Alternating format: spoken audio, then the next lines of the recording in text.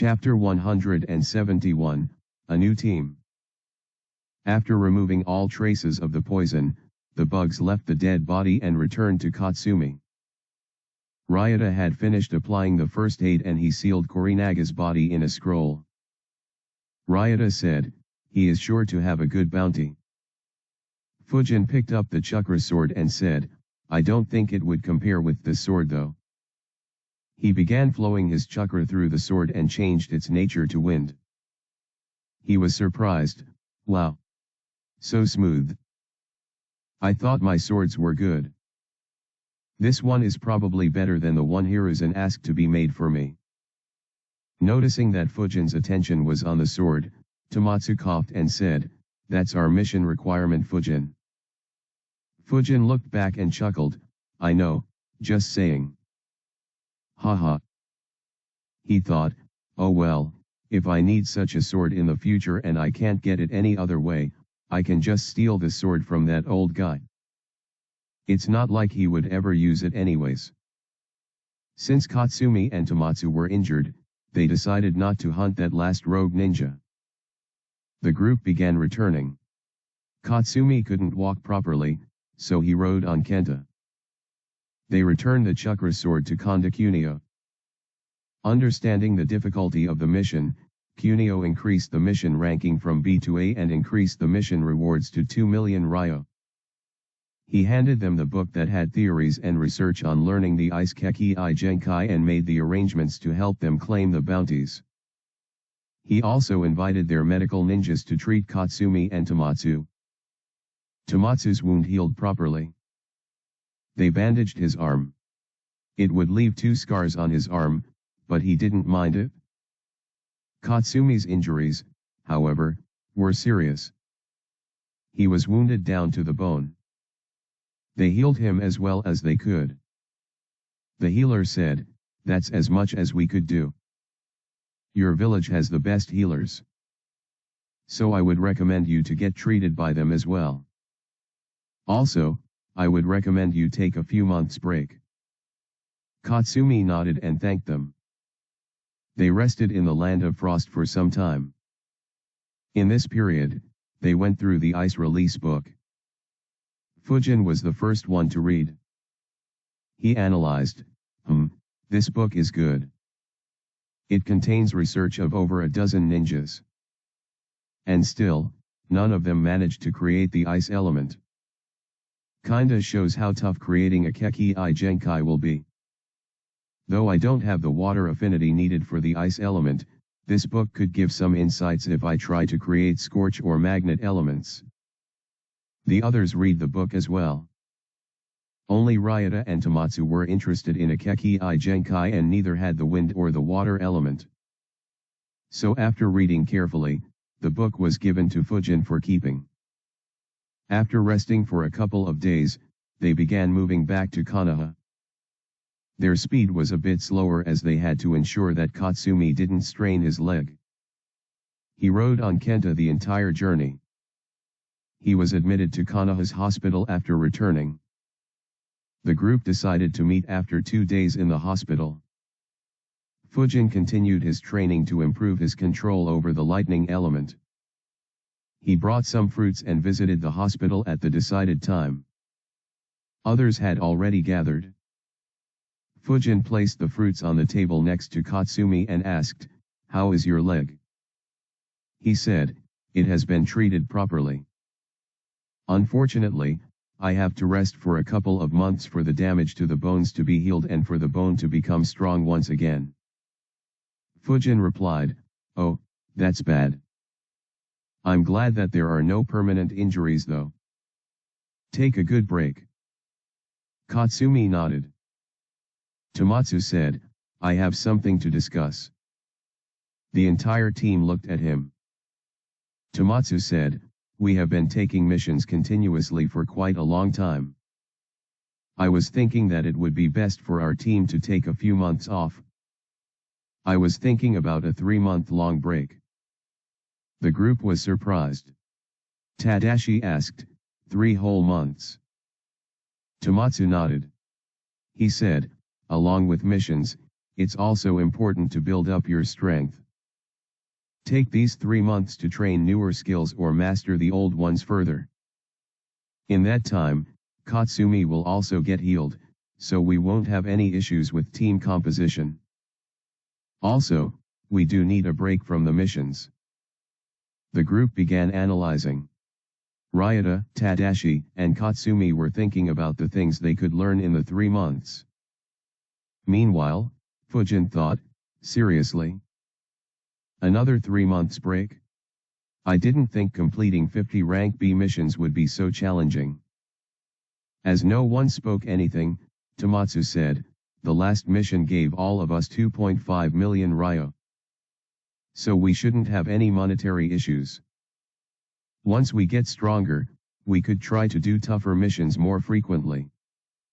A substantial increase in strength could improve your chances to become elite Jounins or even a special Jounin. The prospect of promotion excited them slightly. They agreed. Tomatsu looked at Fujin, who hadn't said anything yet. He said, Fujin, your strength is already very high. Perhaps if we had you in the team that faced Kuranaga, we might have killed him without taking any injuries. And I understand that you may want to take multiple rank B missions to reach close to the 50 missions mark.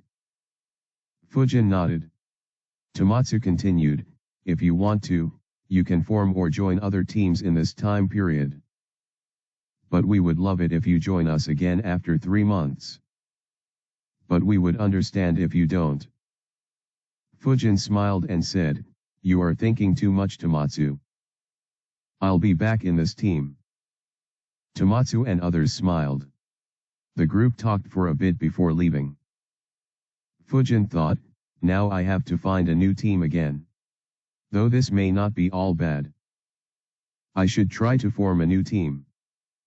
A younger team that would want to take continuous missions. That way, we could reach the 50 mission criteria soon. If I get promoted to Elite Jounin, my sword and sensor skills would get me promoted to Special Jounin rank 2. Then I could join teams that do rank A or even rank S missions. Still, doing more missions would mean getting less time for training. What to do? Fujin analyzed his situation. In the end, he almost pulled his hair as he couldn't decide. He thought, ugh. This is so fucking confusing.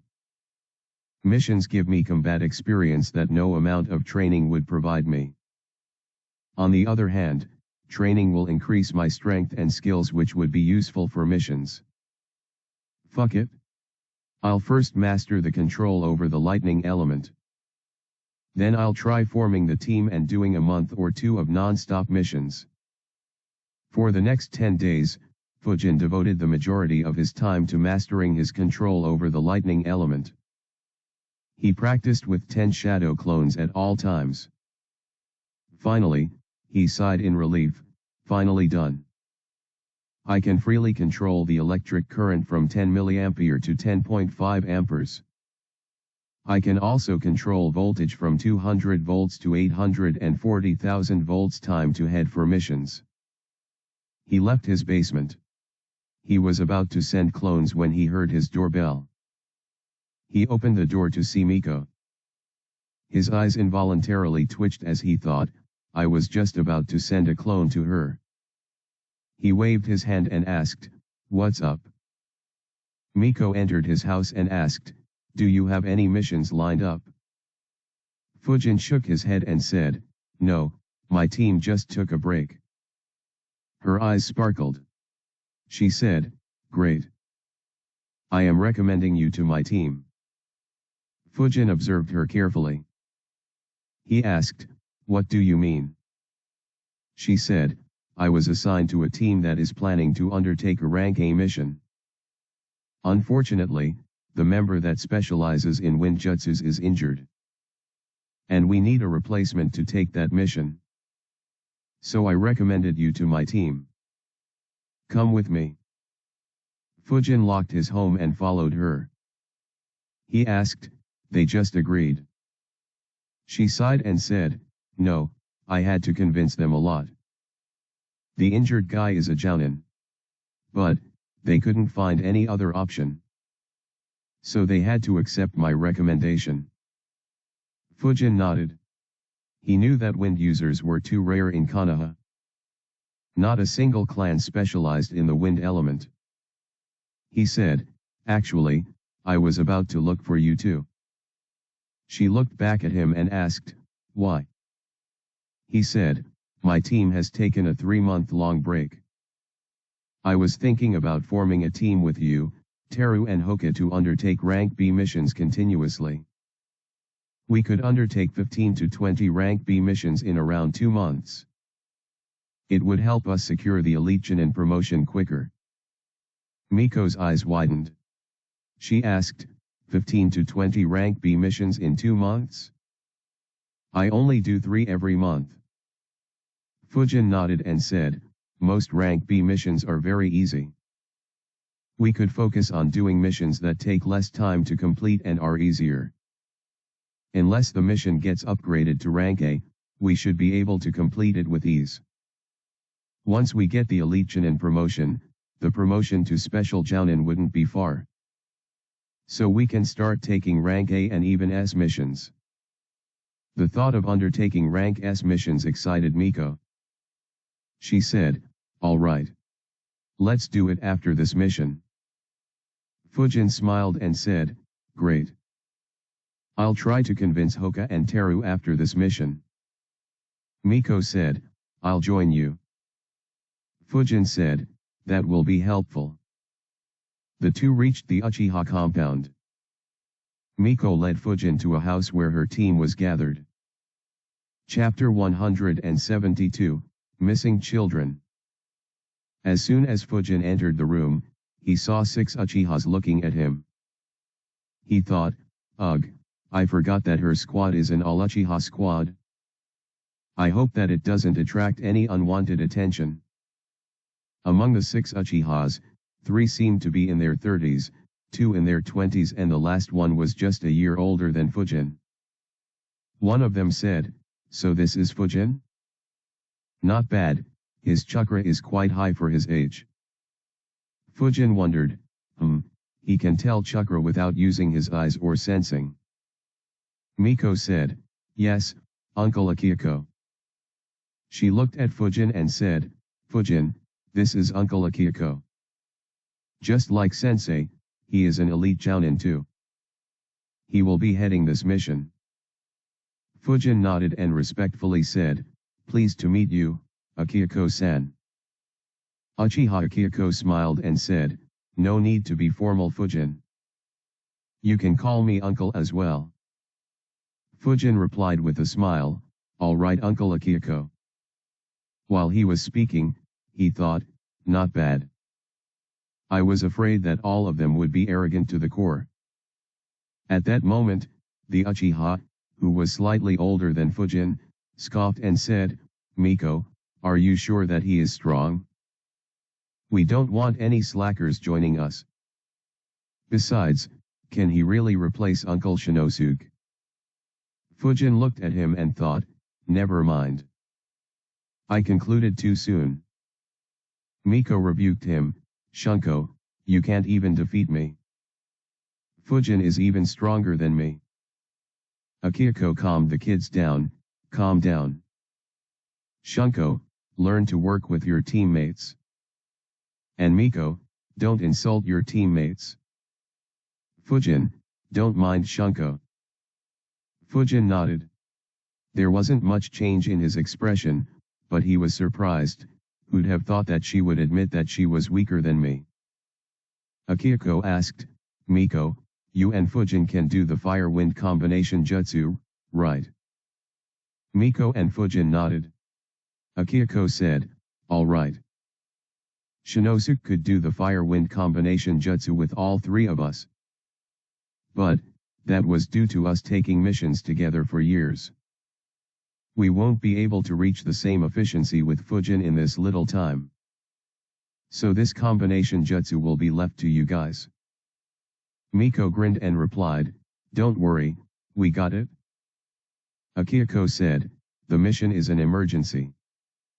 It is a rank A mission issued by Kusagakuer. Over 100 kids younger than the age of 6 have suddenly gone missing, and all their attempts at investigation have failed. Instead, some of the search teams have gone missing as well. Our mission is to investigate this event and rescue those kids. We will leave the village in 30 minutes. Gather your supplies and weapons and meet at the village gate as soon as you can. Everyone nodded and left. Miko looked at Fujin and guessed, "You are carrying all the supplies that you need." Fujin nodded, "Yup. What about you?" Miko grinned and said, "Same here. Let's race to the gate." She flickered before Fujin could reply. Fujin sighed and flickered as well. He very quickly caught up with Miko and commented softly, "Why do you arrange a competition that you have no chance of winning?" He overtook Miko but didn't create a huge difference between them. Miko snorted at his confidence. She tried hard to catch up, but Fujin's physique as well as the mastery of body flicker jutsu was better than hers. Fujin reached the village gate. However, he wasn't the first one there. Akihiko and the other two older Uchihas were already at the gate. Miko reached a few seconds after Fujin. The three senior Uchihas saw them. One of them smirked and said, "Looks like both of you lost the race." Miko was annoyed by his smirk and taunt. But at the same time, she was happy that Fujin lost too. So she didn't complain and looked at Fujin with a smirk. Fujin shrugged his hands and asked, "Aren't you too old to be racing with preteens, mister?" His smirk immediately fell, while the other two laughed at his expense. Miko introduced them, "Fujin, he is Uncle Masaru. He likes teasing young kids. And he is Uncle Sara." Masaru immediately said in embarrassment, "Hey, don't speak nonsense." Meanwhile, Fujin wondered, is this entire world filled with pedos? Miko laughed at his reaction. Akihiko said, "Don't mind him, Fujin. He is very competitive and playful. Anyways, are you two ready? We will be moving at a full speed. We will only rest once before reaching Kusa." Both Miko and Fujin nodded. In 5 minutes, the remaining 3 members arrived. The 8-member squad left immediately at full speed. They traveled without resting until they reached the border between Konoha and Kusa. They took a break at a border patrol camp in the Land of Fire so that all could rest at the same time without any worries about external threats. The next morning, they continued their journey and reached Kusagakure a few hours after noon. On reaching, Fujin thought, "I don't recall much about Kusagakure. I only remember Karen and her mother. I wonder if there are any others of significance from this village." Fujin slowed down as they neared the gate, but the others didn't. Fujin was confused and increased his pace. A couple of guards guarded the village gate. They noticed a few ninjas moving towards them at high speed and got alert. They were already on edge due to the cases of missing kids. Akihiko and Sara activated their Sharinans. Sharinan Genjutsu. Both guards were placed under a Genjutsu. They collapsed. Fujin was speechless. He thought, what the fuck? And I thought that this guy was normal. Akihiko said, "Masaru, stay here with the kids and interrogate them.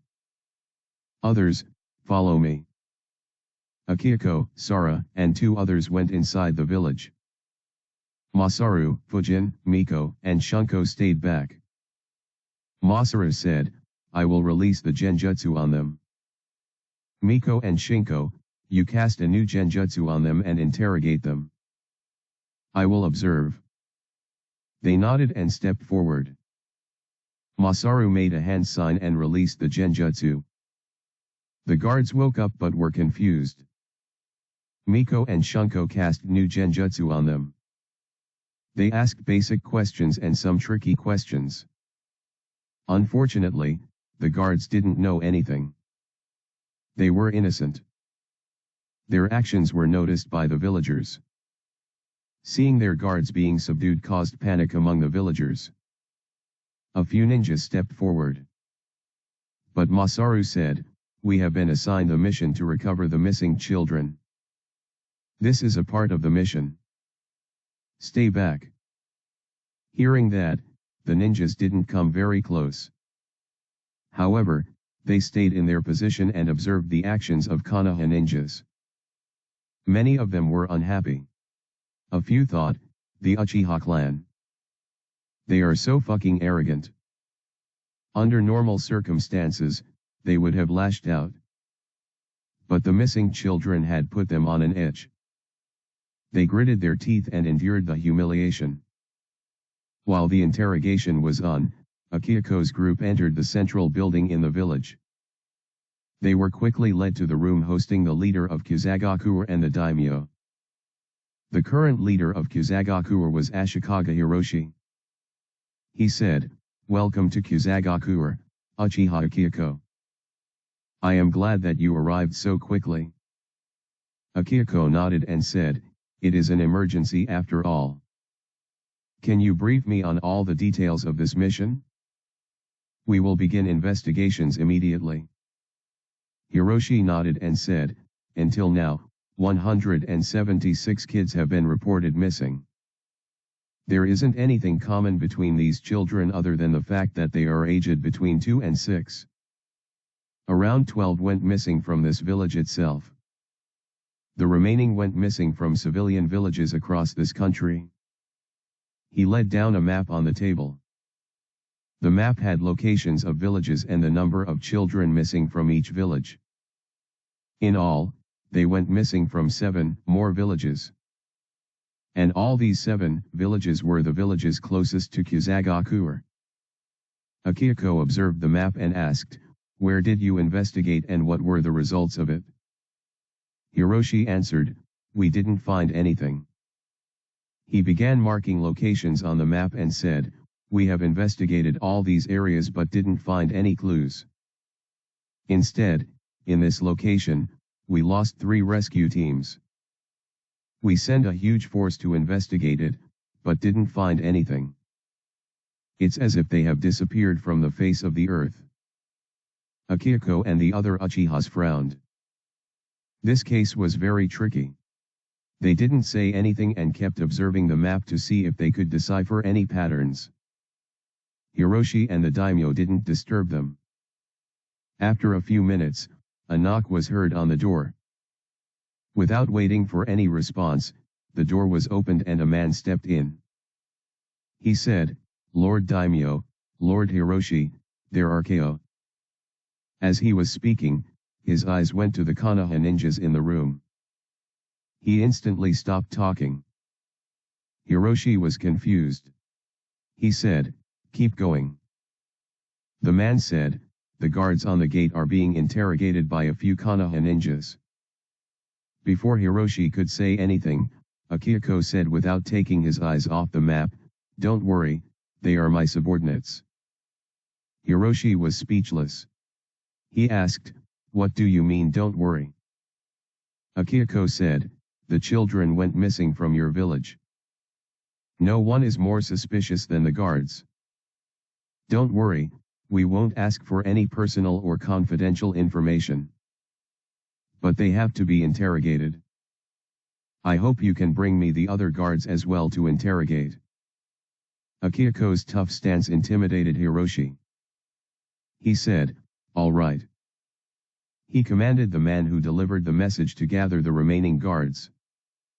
Chapter 173, A Difficult Task. Akiko's group couldn't find anything substantial on the map. They took the map and decided on a few locations to investigate. They also checked a file containing information about all the missing children but didn't find anything else. They first interrogated all the guards, but all guards were innocent. So the Konoha group left the village. The guards were very dissatisfied with being treated in such a manner. Hiroshi said, "I apologize for what just happened. But, I hope that you guys understand the severity of the situation and the concerns of the Konoha team. They came here less than 2 days after issuing the mission and left without even resting. So, I hope that you forgive them." Hearing that, the faces of the guards softened a bit. They all noticed that the Konoha ninja seemed tired from traveling and still didn't take any rest.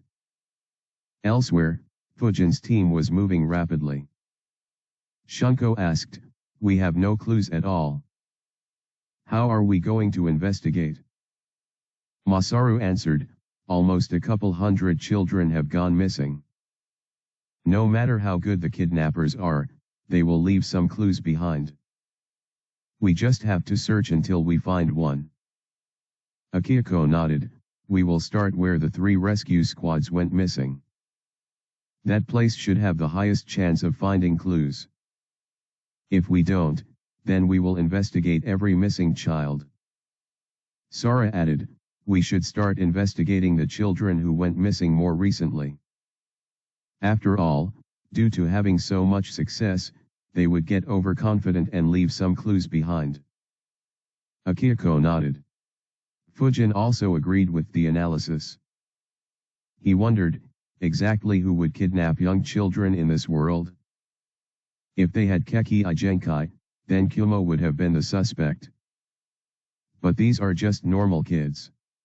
Is someone planning on creating a root-like organization and hence kidnap these kids? Fujin analyzed the possibility and concluded, yeah, that could be the case. Kusa's military isn't strong. They got hit by both Konoha and Iwa in the second and third Great Ninja Wars. So creating a secret force here would be convenient. And they could keep kidnapping more children in the future to increase their numbers. But, which force would that be? I don't recall any major player from Kusa in Naruto. Unless they were discovered and destroyed or they never got enough strength to be relevant. Another point to consider is, should I use such a tactic while trying to build my force in the future? Fujin analyzed the feasibility of his idea. After some time, he decided, taking in young kids and training them would require at least half a decade for them to be worth anything. It will be too much effort for little reward and very difficult to do without proper organization. More importantly, this act is completely morally bankrupt. While I am not morally upright and don't mind doing some evil stuff, kidnapping young kids and making life miserable for them is too much for me. Especially without any huge benefits. Not to mention, if I were to get caught in this act, I would certainly be hunted and killed. So not worth doing it. Especially considering the vast number of kids whose lives are already hell in this world. I would be better off just recruiting them. After all, those kids would genuinely admire and respect me and would be willing to work their hardest to get out of that terrible life. As Fujin was deep in thought, Miko looked at him and asked softly, "Hey, what are you thinking?" Fujin looked at her and answered, "I was thinking about which scums would kidnap little kids and separate them from their parents. Unfortunately, I couldn't get to any conclusion."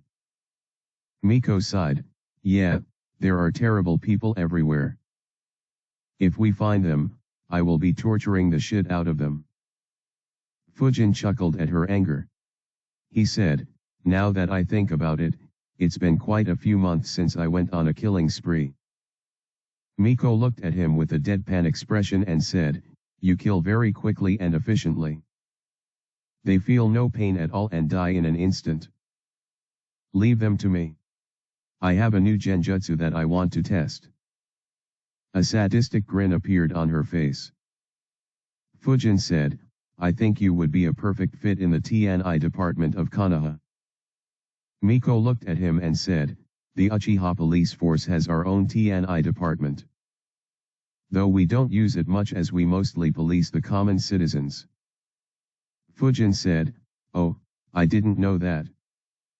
Akihiko announced, "Stay on alert. We are reaching that location." Everyone raised their alertness to the max.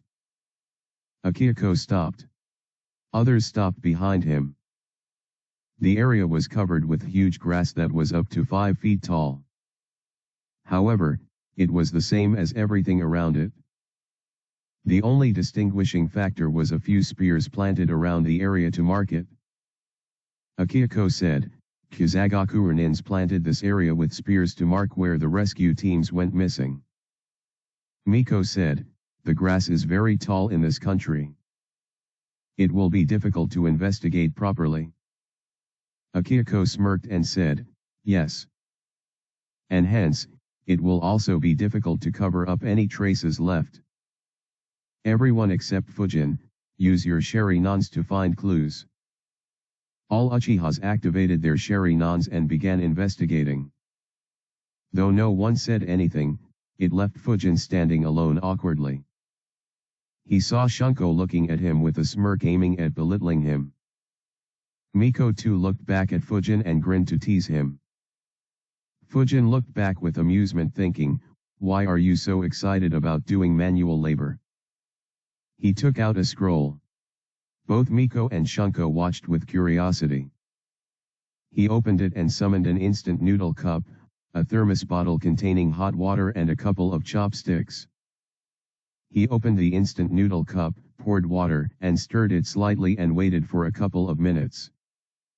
Now Miko and Shunko had dark faces. Both complained in their minds, why does he get to eat while we have to work? Heck, I haven't eaten anything since the morning. They tried ignoring Fujin. But, the smell of noodles began spreading. Fujin thought, I'm glad that I bought so many instant noodles from the land of noodles. He began eating. While eating, he kept his eyes on the Uchihas who were working hard in the grasslands. Shunko immediately complained out loud, hey you. Why are you eating while we are working? Fujin looked at him and slurped the noodles. He pointed at his eye and calmly said, I don't have the Sharinan eye. You do. Good luck with searching. Shunko was irritated at that response. He yelled, why you? However, Akihiko interrupted him, Shunko, get back to work. A scowl formed on his face. But he didn't dare to disobey Akihiko. He looked at Fujin grudgingly and got back to work. Fujin wondered, Miko was very arrogant too when I met her. If not for Renjiro and perhaps me, she would have remained that arrogant. I wonder if Itaka was just fed up with all the arrogant pricks around him and decided to pull the plug. The group kept searching for a few minutes when Sara said, there are some footmarks here. Everyone immediately appeared next to him. Fujin wondered, where are these footmarks? However, Akihiko said, good work. They began following the footmarks. Fujin followed, thinking, the investigative powers of Sharinan are impressive. Even after focusing chakra in my eyes, I can't see anything at all. They walked for around 40 meters before stopping. All Uchihas frowned. Masaru said, the footsteps have ended here. Shunko asked, but how? How could they stop here? Akihiko said, they walked from there until here. From here, they traveled through other means. They either went through under the ground, flew above it or teleported. Sara made a hand sign and disappeared underground. Miko asked, how will we track them if they flew or teleported? Akihiko said, we can't. We will have to find a new clue. Sara appeared from the ground and said, there are no traces underground. Akihiko said, looks like they are using reverse summoning. No wonder there were no clues to be found. Fujin asked, how will we find them if they reverse summon themselves? If we assume that they kidnapped the children by reverse summoning too, then there won't be any clues at all. Miko and Shunko too had the same query. Akihiko answered, yes. There won't be any clues while they escape. However, there will be clues of them entering the village and reaching the kids. Fujin thought and replied, that makes sense. Except that there are probably hundreds of people who enter and leave the villages on a daily basis. Unless they entered the village through illegal routes, it would be very difficult to trace them. Masaru smirked and said, don't underestimate our eyes, kiddo. Just stay back and observe the magic. Akihiko said, enough talking, this place is a dead end. Let's go to the villages and check. The group began moving quickly towards the nearest village. Chapter 174, The Impossible Trail. While moving, Akihiko observed the map. He said, this village is Tsumagoi. It was the 5th village to have its children kidnapped. We will separate into 3 groups. I, Sara and Masaru will lead each group. Miko, Fujin, you 2 will come with me. Genji and Shunko will be with Masaru. Haru, you will work with Sara. Everyone nodded. Akihiko continued, we will visit the homes of the missing kids one by one and see from where they went missing. We will investigate that location and check any trails from that location until we find the right one. The group moved at full speed and reached the village in less than an hour. They met up with the village chief and divided into the 3 groups. Each group had an official from the village leading them. Miko and Fujin followed Akihiko. They reached a small home. The official knocked on the door. In a few seconds, a middle-aged woman opened the door. Fujin could observe that her health didn't seem very good. Inside the house, he could see a middle-aged man and 2 old people. She said in a weak voice, Kaido-sama. Is there any news about my daughter? Kaido was the official who had joined the group. He said, we are working all the time. We will find them soon. These Konoha ninjas have arrived here to look for them. Please cooperate with them. The woman looked at Akihiko. Akihiko asked, can you tell me where you last saw your daughter? The lady said, she had gone out to play with her friends. They all went missing. She began sobbing. Akihiko asked, can you lead me to the playground? The woman nodded. Her husband came out and said, I'll also come with you. Akihiko nodded. The group headed to the playground. On reaching, they saw that the playground had been sealed and barricaded. Kaido said, we restricted entry to the playground after the kids went missing. Akihiko asked, did all children who were playing in this playground go missing? Kaido answered, no. Only 6 children went missing from this playground. More children were playing here, but they didn't notice anything. In total, 23 children went missing from the village. In addition to these 6, 11 more were playing in other playgrounds before going missing. Akihiko nodded and said, Miko, check the playground for footsteps with me. Fujin, use your sensor skills to see if you can find anything odd. Miko nodded and entered the playground alongside Akihiko. Meanwhile, Fujin wondered, did he just give me a useless task just to make me feel included? He spread his chakra field and observed by focusing the chakra in his eyes but couldn't find anything. Since it was pointless, he stopped wasting his chakra and just waited for Akihiko and Miko to find something. Akihiko and Miko had their Sharinans active the entire time. They looked at the entire playground to observe the footprints. Most of the footprints had already been messed up due to the winds and the investigation carried out by Kizagakura ninjas. However, their Sharinans could still notice the footprints. After searching for around 10 minutes, both Akihiko and Miko arrived at the same end of the playground. Akihiko looked back and called everyone. Fujin, Kaido, and the kids' parents walked towards him. Akihiko looked at the parents and said, you guys can go home. I will try my best to find your daughter and bring her back safely. The woman broke down again, while her husband thanked him and left with her.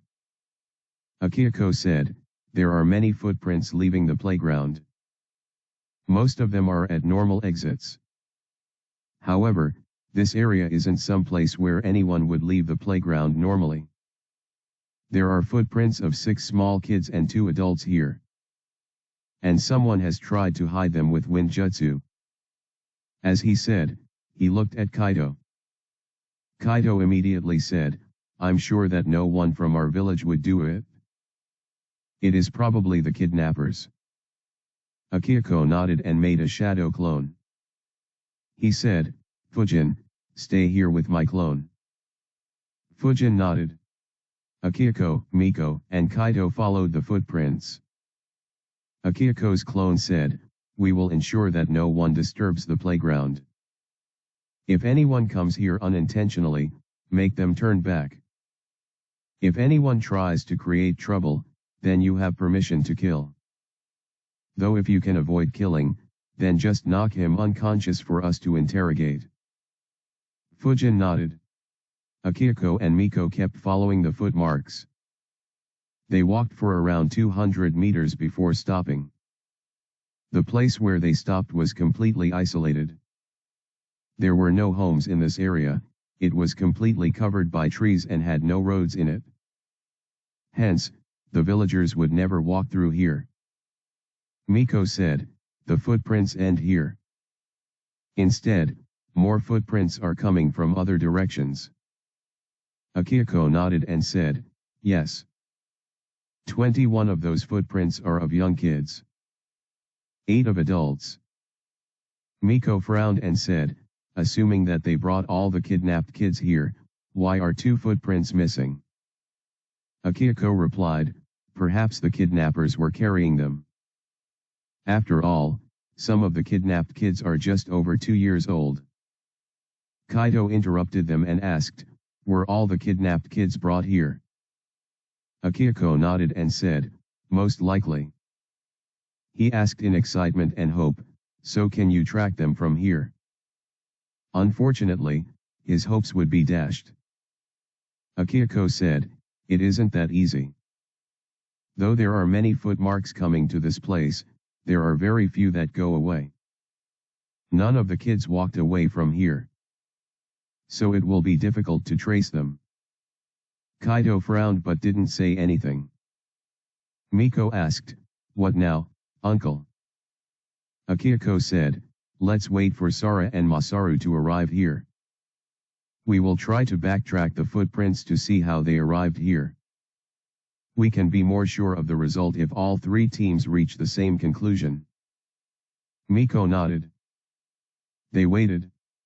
After around 15 minutes, Sara's team arrived.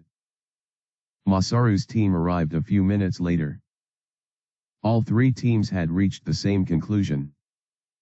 Akihiko said, "Let's trace these 8 footprints and see where they come from. It will be easy if some of them are from this village. Else, we will be out on a long trail." Sara and Masaru nodded. All 3 teams began tracing the footprints. Akihiko and Miko soon returned to the playground where Fujin was. Akihiko's clone dispelled itself. Akihiko and Miko followed the trail of the footprints in the playground. Fujin followed behind. Soon, they left the playground. They walked through the streets. At some point, the footprints split in 2 directions. Akihiko made a clone to trail the other footprint, but soon, they met again. After trailing everything, they reached the village gate. Miko sighed, "We will have to search in the wild." Akihiko nodded, "And we can't even rest. Otherwise, we might lose the trail." Fujin thought, "Wow, I never thought that I would be the slacker in the team. That said, it doesn't feel bad. To just relax and even eat while others do all the hard work, haha. And they can't even complain." Masaru and Sara's teams also reached the gate. They too sighed at the amount of work they would have to do. Akihiko looked at the officials and said, We found a trail, so we will investigate it. See to it that no one in the village damages the trails that we saw. They nodded. The Konoha ninjas left the village. All of them ate a soldier pill. The Uchihas ate it as using the Sharingan continuously was eating up their chakra. While Fujin ate it as they won't be waiting for any breaks. As they were moving, Shunko complained, "It is very difficult keeping a track of the trail in this grassland." Masaru replied, "Yes. And finding a new trail is even more difficult. We couldn't find any proper trail to backtrack in the previous location. That is why, once you find a proper trail, don't let it go to waste." Shunko nodded helplessly. The task was already difficult due to the grassland. It was made even more difficult by the use of wind and earth elements to hide the footprints. And all other clues were eliminated by the kidnappers. There was no scent to use, just microscopic footprints that were difficult even for the Sharingan to see. The group trailed the footprints for over 14 hours. Finally, they reached the end. The footprints went towards a mountain. There was a small village being built on one side of the mountain. It looked to be built very recently. Additionally, the mountain had a huge cave. The mouth of the cave was 10 meters wide and 15 meters high. The Sharingan observed the chakra signatures inside the cave.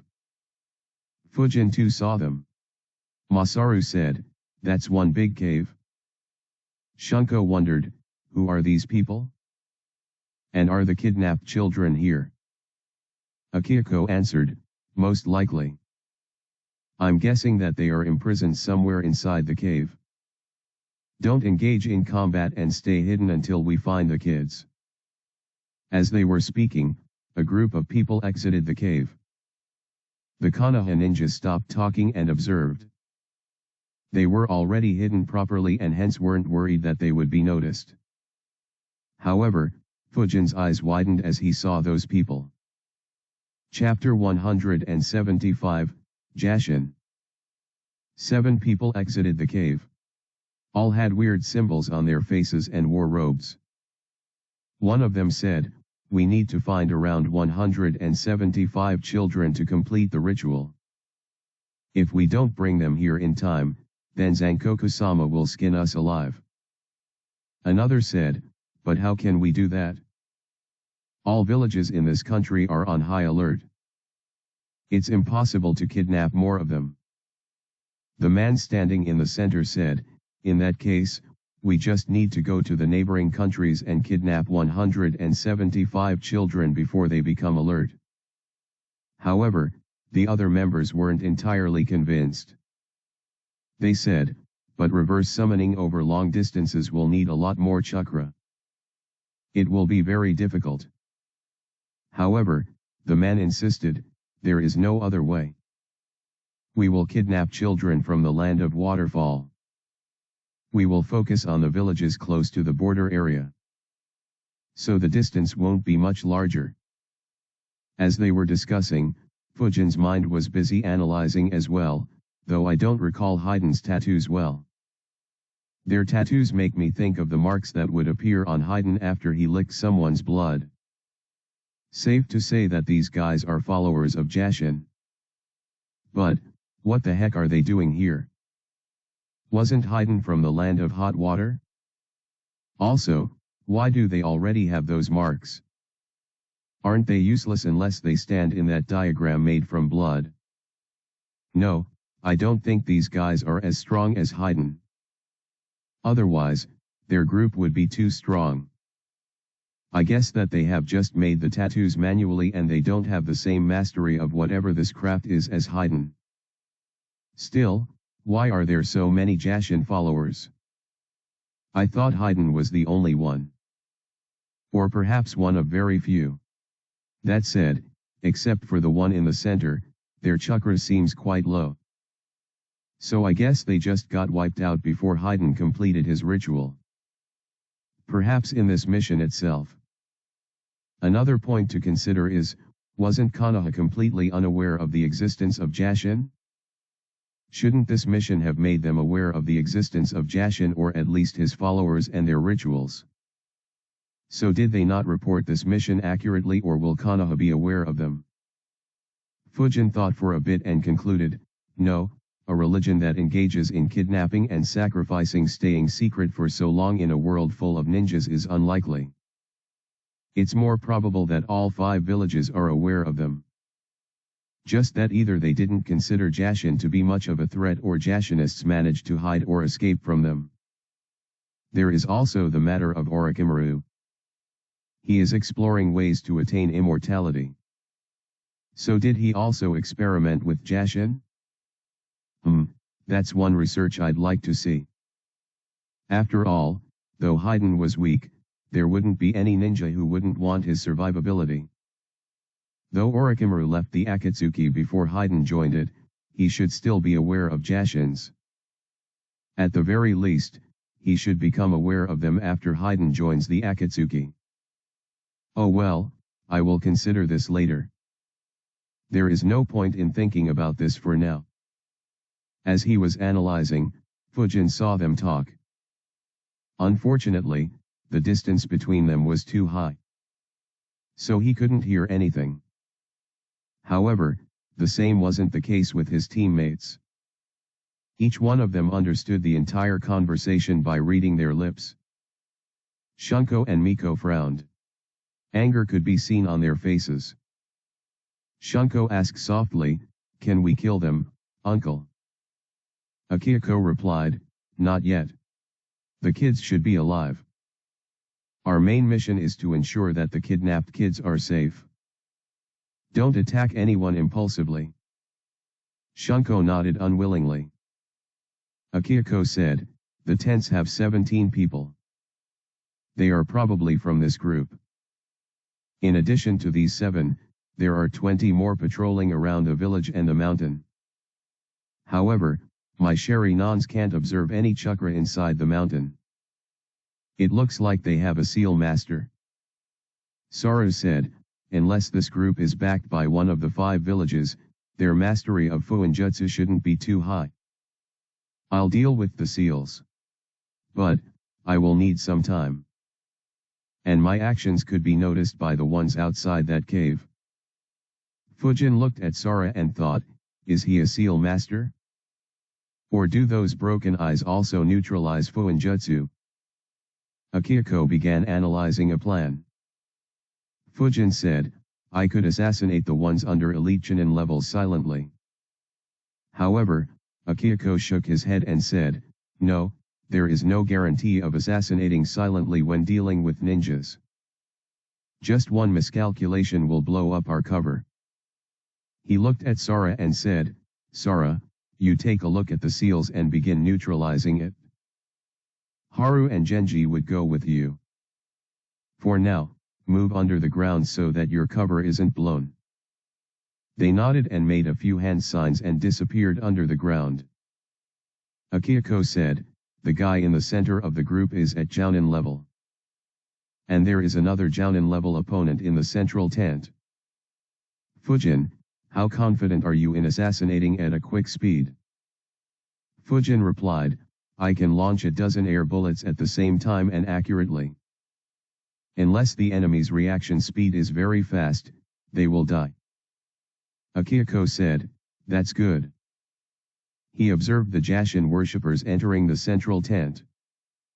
Inside the tent, there was a big circular table. And there were 6 people, one of whom was the Jounin level ninja that Akihiko had talked about. The others were at Chunin levels. As they entered the tent, the Jounin level ninja in the tent asked, "Datsuran, is there any command from the Grand Priest?" Datsuran was the Jounin from the 7 kidnappers who had left the cave. He stood on the other side of the table, nodded and said, "Yes. We have to kidnap 175 more kids between the ages of 2 and 6, Yasuhiro." Yasuhiro frowned. He understood the difficulty of the task. He looked at his followers in the tent. His followers understood that he needed some privacy to discuss something important. All but two left the tent. Datsuran too did the same. His followers also left the tent. So only Yasuhiro, Datsuran, and Fortunans were in the tent. Yasuhiro said, "We need to discuss from which villages we should kidnap more children. And also need to consider how many people we will need to successfully reverse summon from that distance." Datsuran nodded. He was about to speak when suddenly he felt something. He quickly turned around and looked behind. A minute ago, when the majority of the Chinins left the tent, Akihiko decisively said, "We will move through the ground and enter the tent from below. Fujin, use your air bullets on the four Chinins in the tent. Leave the Jounins to me and Masaru. Miko and Shunko, you two follow as well. If Fujin fails to kill his opponents, you two would step in. Don't allow them to make a lot of noise and alert others." Everyone nodded and moved through the ground. Chakra glowed in Fujin's eyes as he noticed that the Chinins were standing on opposite sides behind the Jounins.